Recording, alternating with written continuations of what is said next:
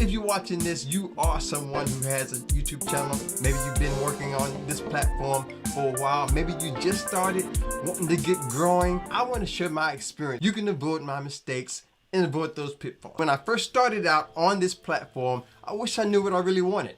When I first started, I just didn't have a plan. Now thinking back, and you can learn from this, learn from my experience, learn from my mistakes, just having some type of plan, knowing what I wanted in this journey of YouTube, knowing what I wanted to accomplish. Wish I would have known that. And then if I would have thought about that, I would have been able to be consistent, and I wouldn't have been looking like, wow, what happened to that video? I thought it was going to do more than that.